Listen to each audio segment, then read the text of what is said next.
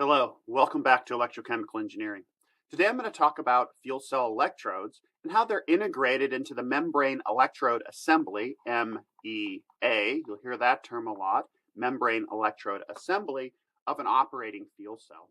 Now I'll mention that this architecture is actually very similar in both a fuel cell and a membrane electrolyzer for producing, for example, hydrogen from water. We'll discuss those separately and later in this course.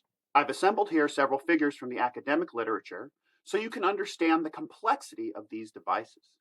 In this first schematic, you'll notice there are two flow field plates. The flow field plates are typically machined or pressed metals. They need to be electrically conductive, typically, because they are the ones that collect the current through the fuel cell stack. Those are connected to what are called gas diffusion layers. They're typically porous at the tens of microns length scale, and this allows the transport of gases, oxygen at the cathode, remember we're doing oxygen reduction reaction, and hydrogen at the anode, we're doing hydrogen oxidation there, through the layer and dispersing it to the catalyst reaction zone. Often there's also something called an MPL, or microporous layer. This is like the GDL, but typically thinner and has much smaller porosity. This small porosity allows it to make good electrical contact to the catalyst layer, in this case the cathode and the anode layer, where their actual reaction is occurring. The electrons coming from the flow field, going through the GDL, through the MPL, need to go into the catalyst layer and be able to make their way throughout the entire catalyst. This requires percolative pathways of conductive carbon, in this case, to carry the electrons. The red dots here signify platinum nanoparticles where the actual reactions take place. In the middle, there's a membrane. In this case, it's almost always Nafion for proton exchange membrane electrolyzers and fuel cells. The Nafion conducts selectively protons. We'll talk more about Nafion today, but remember, it's a polymer that has a fixed acid group.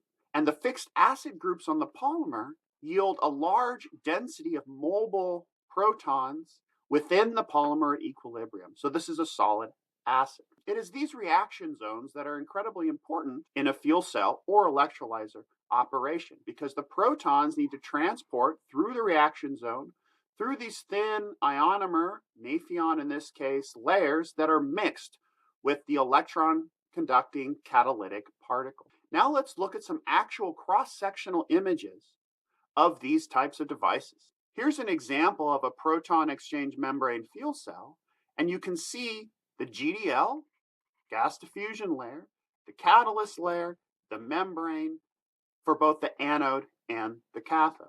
What's interesting here is you see these are not perfect flat interfaces.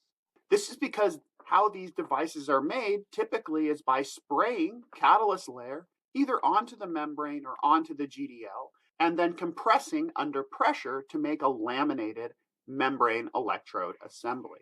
This figure on the right shows some changes that happen as the cell is cycled. This is related to the durability of the fuel cell.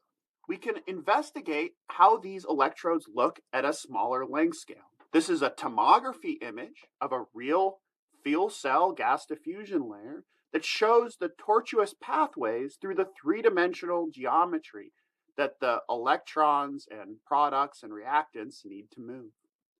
In the catalyst layer, this is a transmission electron microscopy image, you can actually see the conductive carbon and the platinum nanoparticles, as well as the thin binder. The binder in this case is Nafion, that's responsible for conducting the protons. So the Nafion has to deliver or conduct protons, take them away from the surface, depending on whether it's at the anode or the cathode. The carbon, remember, is handling the electrons, and the platinum particles are driving the reaction. And then the empty porous space, the porosity here, is also very important. That porosity is what allows the gases to get in. One of the issues that can have if that system is not tuned properly is this porosity can actually fill with water. When it fills with water, we call the cell flooded. That prevents the oxygen, the hydrogen from getting in, and that reduces the performance of the cell substantially because large volumes of your electrode have no reactant that can get there. Okay, let's walk through this in a little more detail. There are three phases present at a fuel cell electrode. There's the solid phase. It's electronically conductive and it moves electrons. This is the carbon. There's the electrolyte phase, solid or liquid. We'll also talk about solid oxide fuel cells. And this is ionically conductive. It needs to move the ions. And then there's the gas phase. It includes reactants or products, and it's responsible for transporting those from external to the cell in and out of the cell. We call the intersection of these phases a triple phase boundary, or TPD. The question is, how do you effectively bring three phases together with the most surface area for the reaction to take place? Let's think about the solid oxide fuel cell to start.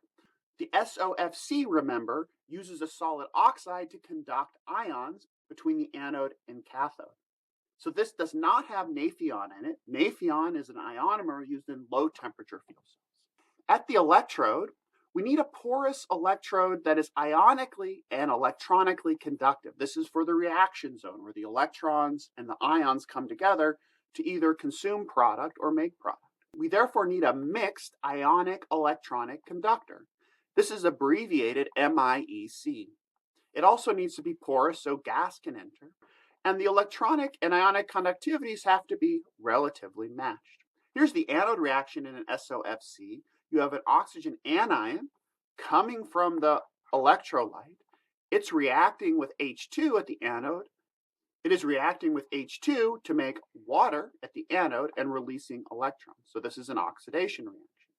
Now, if you think about a model system and you had an ionically conductive electrolyte and an electron conductor, this is where the electrons are going, the only place where the reaction could occur is at this line where the reaction has both reactants, H2, can access that interface. It has ions, O2 minus in this case, and electrons. So we call that the triple phase boundary.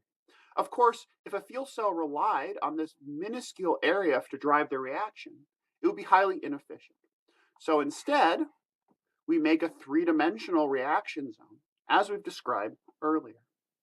Now let's think about cells with a liquid electrolyte. Gas dissolves to some extent in the liquid electrolyte, and we use the flooded aggregate model introduced in Chapter 5 of Fuller and Harb to understand how the reaction takes place throughout the aggregates.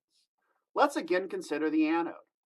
This anode here is operating now in basic electrolyte, or an alkaline membrane fuel cell as an example. You have hydrogen gas that comes in, reacts with hydroxide to make water and release electrons. Hydroxides are the ion. Again, if I had a liquid electrolyte and I had OH minus here and H2 in the gas phase, and I have electrons in my electrode, the only place the reaction could take place is right here at the triple phase boundary. So that's not going to be very efficient. So a fuel cell electrode design uses a three-dimensional reaction zone. Here's the same picture from Chapter 5. You have catalyst agglomerate particles with some radius that are packed into the electrode. These agglomerate particles have porous catalyst carbon composite that can conduct electrons, and it has pores which are flooded with electrolytes. The oxygen is in equilibrium between the gas phase, present in the interstitial spaces between the flooded agglomerates, and in the solvent phase. Diffusion transports oxygen within these micron-sized agglomerates.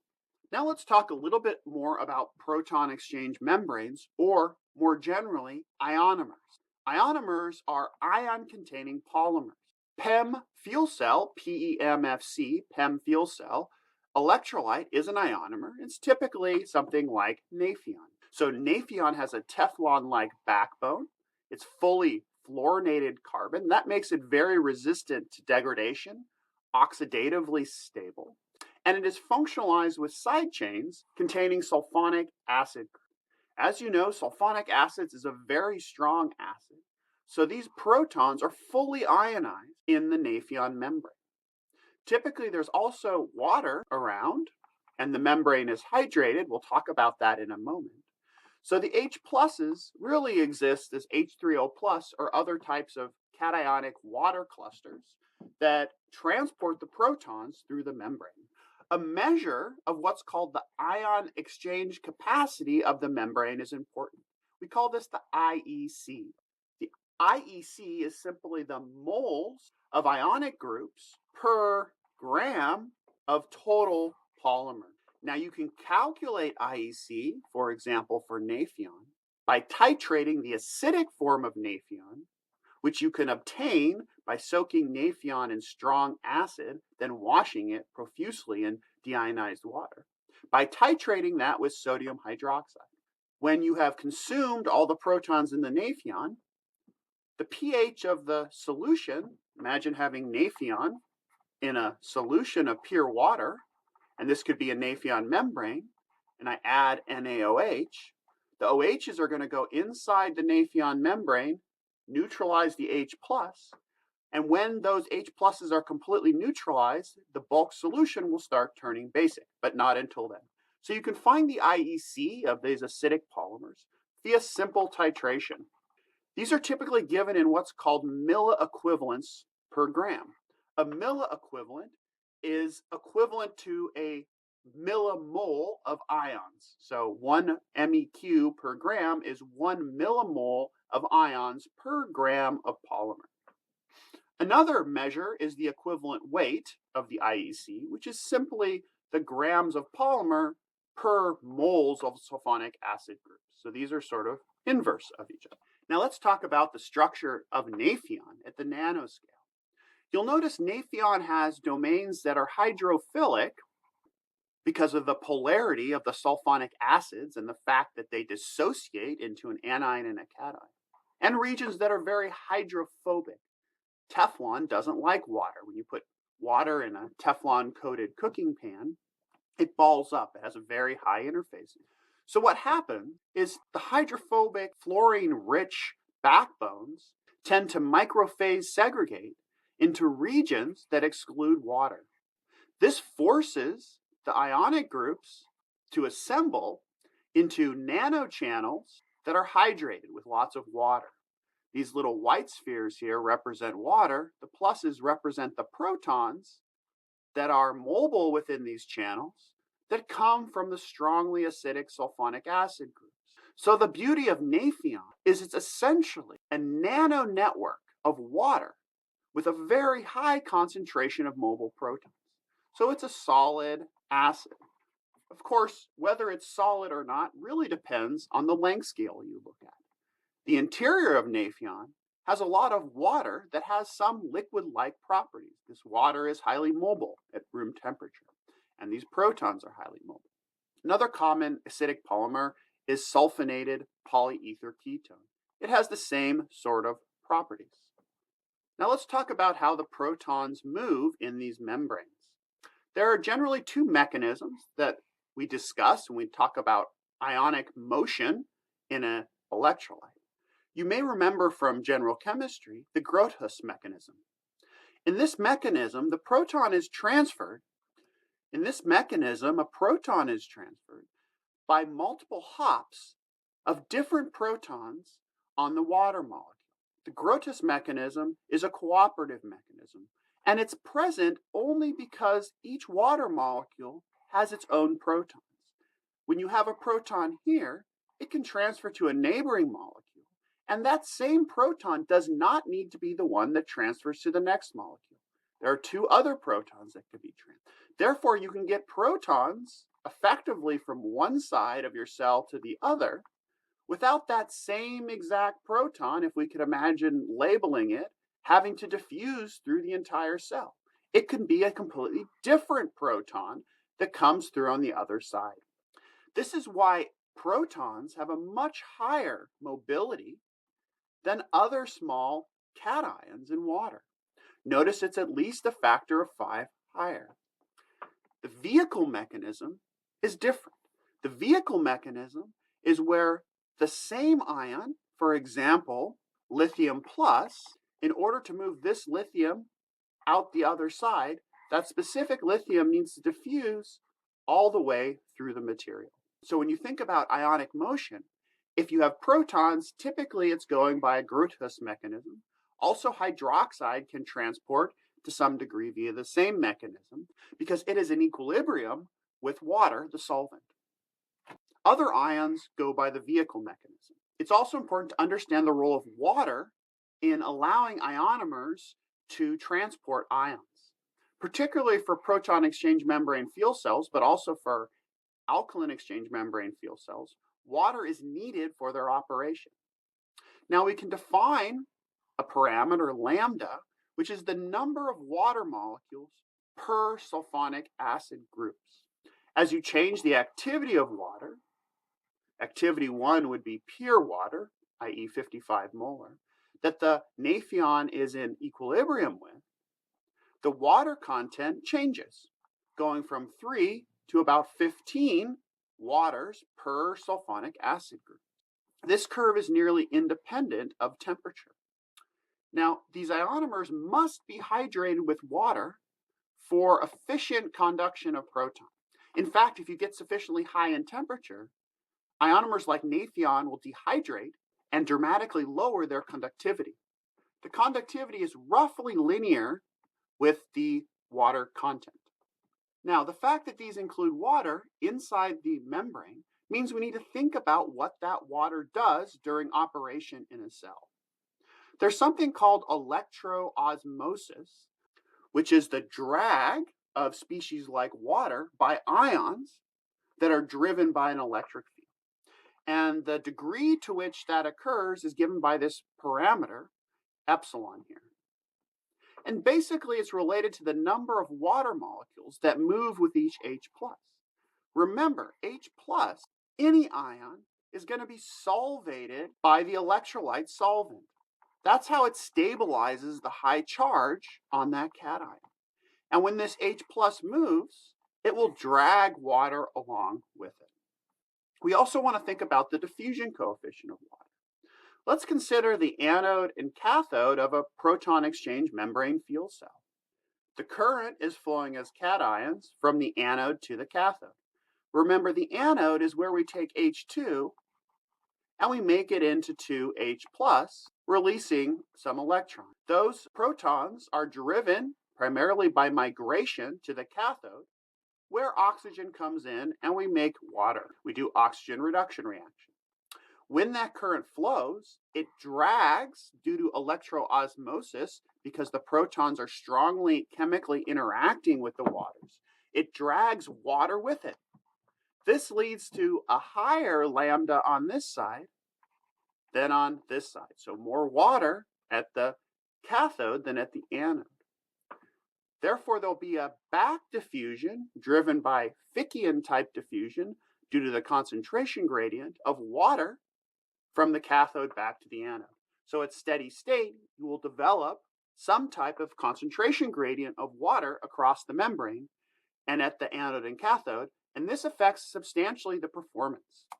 Let's talk just a moment about concentrated electrolyte theory. You can learn a lot more about this in Newman's classic text on electrochemical engineering. The basic idea, as introduced on the previous slide, is that the transport of solvent and electrolyte ions are coupled. That is, the electric potential, the driving force that should act only on ions in the dilute limit, also leads to the movement of solvent. This is called concentrated electrolyte theory because it goes beyond the simple Nernst-Planck equations that you learned last quarter. NO is the molar flux of water. So this is going to be the flux of water. And it's going to be related to the driving force for migration of ions through this electroosmotic drag coefficient, the conductivity of the electrolyte, and Faraday's constant. So just to make this clear, in dilute electrolyte theory and Nernst-Planck theory, we don't think about water being driven by an electric field. But here we do, because we're actually considering the interactions between ions and the electrolyte solvent explicitly. Now we also, of course, have to consider the chemical potential gradient. The concentration gradient of water will also drive diffusive transport. And we also need to think about the coupling in this term as well, though we won't get into the details. The proton current, I, of course, is Ohm's law, which is what we learned last quarter from dilute electrolyte theory, the conductivity times the gradient in electric potential drives the ionic current. This is just V equals IR, equivalent of V equals IR. But we also have to take into account that the motion of water, a gradient in the water chemical potential, a diffusive flux of water, can also drive proton current. So the flux of water and proton are not independent of each other. And this is why we call it concentrated electrolyte theory. The movement of one species can influence the movement of another. And so this can get a little bit complicated when you have a lot of species in your cell. So often we make approximations for these parameters, these coupling parameters, and often we ignore them altogether. And that's why last quarter, we were talking primarily about analytical electrochemistry. We use these Nernst-Planck equations, which don't have these species coupling in them. They're discussing only, they make the assumption that the motion of one species is completely independent from the motion of another species. Of course, that's never rigorously true. So let's simplify this. Let's assume the proton current is only related to migration. That is, we're going to ignore the fact that some of the proton current is influenced by the diffusion of water. That's a small perturbation. And then for the flux of water, we're going to approximate the electroosmotic term by taking kappa times delta phi2 and using Ohm's law to write it in terms of the current I. Then for the molecular diffusion component, we're going to ignore the coupling, and we're going to take the diffusion as depending only on the diffusion coefficient and the gradient in chemical potential. Now we can think about how the system will respond as a function of current. So of course, if the current equals 0, the lambda value, or the concentration of water in the membrane, will be the same everywhere. The system is at equilibrium.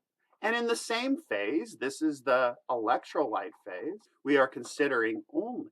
The concentration or the activity of water needs to be the same everywhere. But as we increase the current density, more water will build up at the cathode and less water will exist at the anode. We call this dry out at the anode. That's bad because as you reduce lambda, the conductivity and therefore the resistance goes up. You have a larger ohmic loss if your membrane dries out. Flooding is bad because it fills up all the pores that you need to transfer gas inside your cathode. So these are both things that need to be controlled and managed in a fuel cell. We call this water management. Now let's switch gears and talk about solid oxide fuel cells. A solid oxide fuel cell, an SOFC, has a solid ceramic electrolyte. Remember, a ceramic is typically a metal oxide. Typically, it's zirconium oxide, ZrO2, that's doped with yttrium. We call this yttria stabilized zirconium, or YSZ. At room temperature, this has a monoclinic structure, meaning that one of the angles in the unit cell is not 90 degrees. As it increases in temperature, you get higher symmetry forms of the same crystal. It goes into a tetragonal phase, then finally a highly symmetric cubic phase at high temperature. The cubic phase has the highest ionic conductivity. The zirconium is doped with yttria, which stabilizes the cubic and tetragonal structure and introduces oxygen vacancies. Why are oxygen vacancies so important? Well, let's think about this. Zirconium is a 4+ cation. Yttria is a 3+. Remember, this structure needs to charge balance. If I replace 2 of the zirconiums with yttria, that's now 3+ instead of 4+, I need 1 less anion to counterbalance. So I'll get an O vacancy here. So I'll have an oxygen vacancy. This oxygen atom will be gone. Now at high temperature, oxygen can hop into that vacancy, and the vacancy can essentially move through the crystal lattice, just like a proton hopping from water molecule to water molecule. So this is essentially an oxygen anion conductor through these oxygen vacancies. Here's a more explicit representation of how oxygen moves by vacancy diffusion. For example, consider this oxygen 2- anion. It can hop into this vacancy. Now the vacancy is there. The next one can hop. Now the vacancy is over once more. The next one can hop. Now this vacancy is here. The next one can hop. And effectively, this oxygen 2- has moved from this location all the way to the other side of the cell.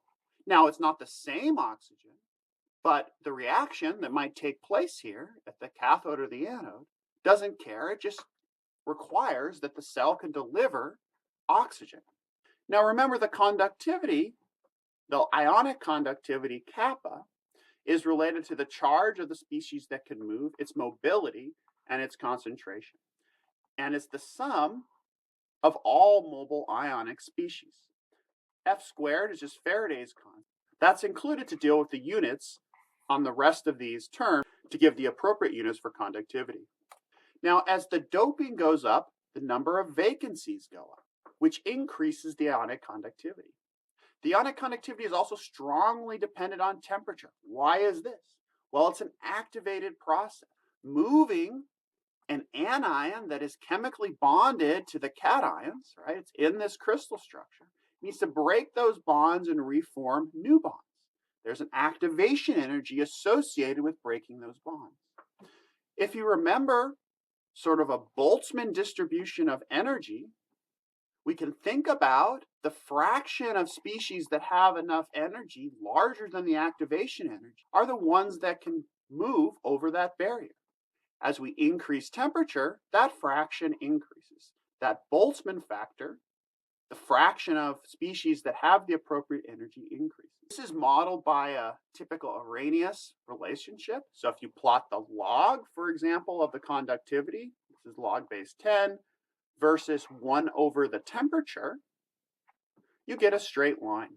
And that comes from this equation that the conductivity is equal to a prefactor times the exponent of the activation energy divided by, this is Kb, or Boltzmann constant, times temperature. It could also be RT, depending on the units you express the activation energy. These are some typical electrolytes. And here's yttria stabilized zirconium here in the middle. Now we need to think about the ionic versus electronic conductivity. Remember our electrolyte. We wanted to keep the electrons in the anode separate from the electrons in the cathode because they're going to be at different energies. That's what's going to be creating the voltage to do external work through our cell. So we want the electronic conductivity in our electrolyte to be as small as possible. Now, the electronic conductivity also depends on the partial pressure of oxygen. A lower partial pressure of oxygen means more vacancies, and it turns out vacancies give you some fraction of free electrons. Those free electrons are what conduct electronic charge, which we don't want.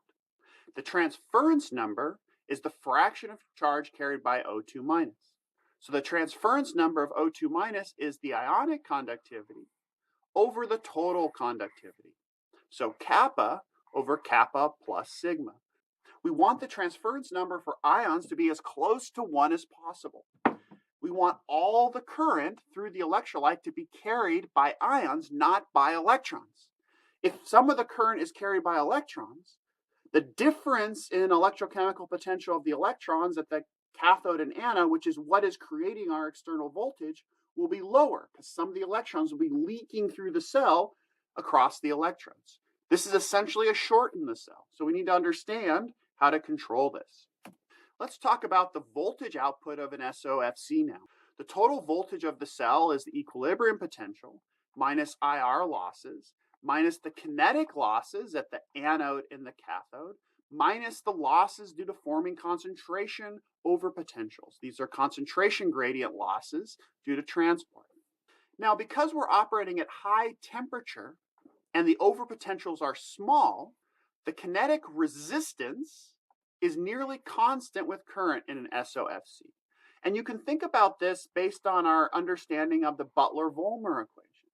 Remember, the Butler-Volmer equation has exponential currents in both directions, but near equilibrium, the addition of those two exponentials yields a nearly linear response.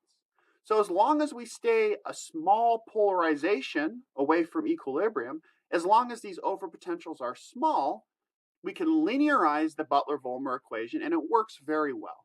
So the total cell voltage now is the equilibrium potential given by the thermodynamics of the reaction, minus the current the cell is running at, times the ohmic resistance, the anode kinetic resistance, the cathode kinetic resistance. Again, subtracting the concentration over potential. We'll come back to these in a few slides.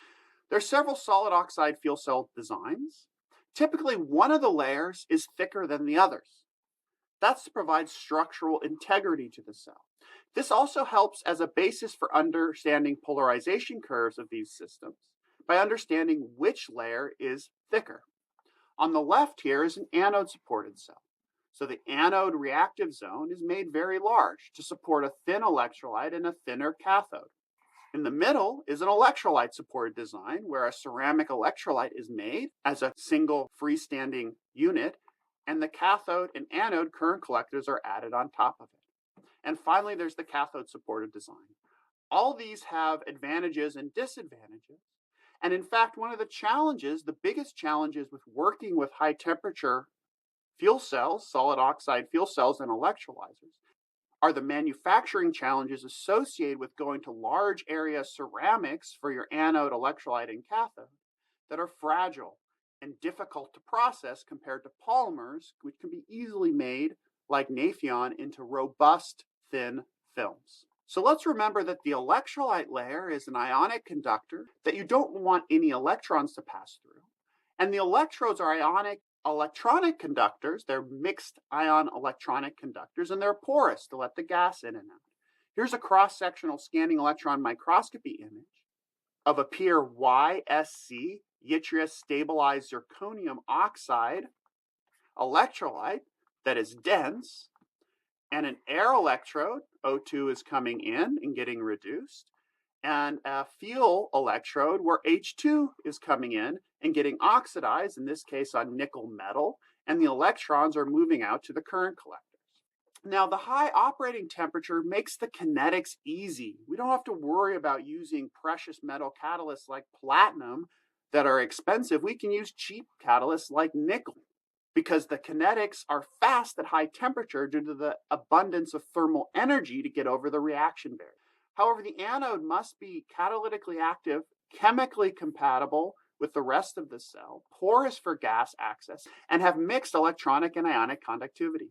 This is typically a CERMET. A CERMET is a ceramic metal mixture, for example, YSC mixed with nickel metal, sintered together to make a reactive three-dimensional porous zone. The cathode requirements are similar.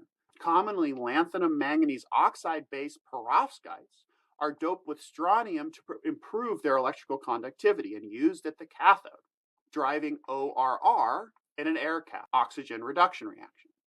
Now, due to mass transfer, we have concentration overpotentials at the anode and cathode. That is, the pressure of the incoming stream, pH2, for example, B, is different than the pressure of H2 at the reactant surface. That difference in activity, if I think about it as activity of H2 as a function of position, gives rise to a concentration gradient. Inherent in any concentration gradient, any gradient in chemical potential or electrochemical potential, is a free energy loss, a penalty that must be paid from the thermodynamics of your cell. We can estimate this using essentially the Nernst equation. Remember, the Nernst equation gives you the cell potential as a function of the activities. So the change in the activity term in going from the bulk to the surface is given by this log term. So this log term tells you the free energy loss in setting up that concentration gradient. And we can write it for the anode and for the cathode. And the terms that go in here are determined by the balanced chemical equations for the half reactions in this system. Finally, I'll just mention the interconnects in solid oxide fuel cells. Interconnects are metal wires that are connecting, electrically joining the anode of one cell to the cathode of another cell. So this is so the voltages can add in series. So you might have a stack or a tubular design of electrodes that allow the system to generate high voltages. by adding up all the voltages from each individual cell. Often, perovskite type oxide ceramics are used as interconnects because typical metals are just not stable under the high operating conditions of an SOFC. I'll also mention that an SOFC is really not very good when frequent starting or stopping is required, meaning turning your fuel cell on and off, raising the temperature, lowering the temperature. One issue is the coefficient of thermal expansion. So those engineers know that as materials heat and cool, they expand and contract, right? And when things expand and contract repeatedly, and if they expand and contract at different rates with temperature, that's what the CTE represents, how much something expands with temperature. There'll be stresses and strains that develop in the cell that will eventually lead to mechanical failure of the device. So typically SOFCs are used for stationary applications where they're running and sitting at high temperature all the time. Also emphasize that temperature has a very sharp impact on the resistance of the electrolyte and the cell potential. So notice that if I go up to 800 degrees Celsius, I get much higher performance than at 600 degrees Celsius for a typical SOFC. Now, one of the frontiers in this field is developing electrolytes that work at, say, 300 degrees C to 500 degrees C, sort of intermediate temperatures, that give performance just as good or better than the high temperatures. 800 degrees C is difficult. It's difficult to design systems that can stay at that temperature at steady state and work for a decade or so. But if you can get into this intermediate temperature regime, it gets a ton easier. There's a lot more materials that you can use. That's all I have for you today, and I look forward to discussing this with you in class.